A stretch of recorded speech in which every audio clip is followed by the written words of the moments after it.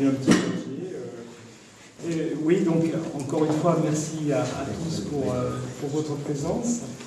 Mon père aurait eu cette année 90 ans, et donc c'est un hommage que nous tenons à lui rendre.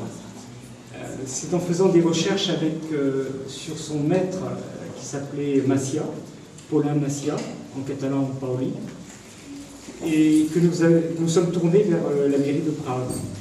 Donc l'idée de l'exposition s'est vite mise en place grâce à Madame Brun, qui est élue chargée de la culture et du patrimoine, c'est bien ça, que je remercie encore, d'autant plus que les œuvres de mon père se trouvaient à Prague. En effet, très attaché à la région, Casabo a gardé tout au long de sa vie une relation particulière avec les Pyrénées-Orientales. L'exposition que vous voyez aujourd'hui n'est pas vraiment une rétrospective, puisqu'il n'y a que 27 tableaux. Mais je crois qu'elle reflète la démarche de l'artiste.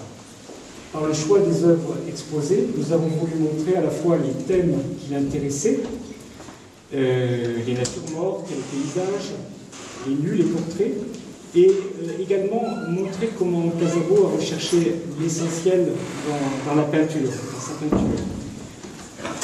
Dès l'âge de 13 ans, il faisait avec aisance ses premières peintures, dont un autoportrait que vous pouvez voir dans cette direction, de ce côté-là. Et d'ailleurs, il y a comme une proximité entre cet autoportrait et une toile qui représente des bandes, qui a été une de ses dernières compositions.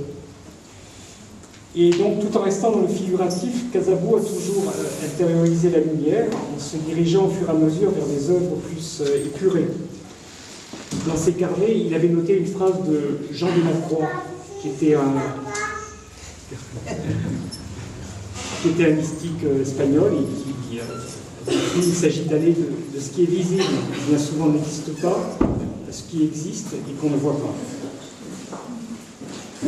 Mon père écrivait aussi, je cite sur son carnet, peu de couleurs, 1, 2, 3 tons devraient suffire, intégrer la lumière, l'intérioriser, la canaliser dans la composition, avec le minimum de moyens, faire chanter l'espace, la profondeur, enlever l'anecdote, ne dire que des choses allusives dans des espaces de plus en plus grands, faire chanter le silence.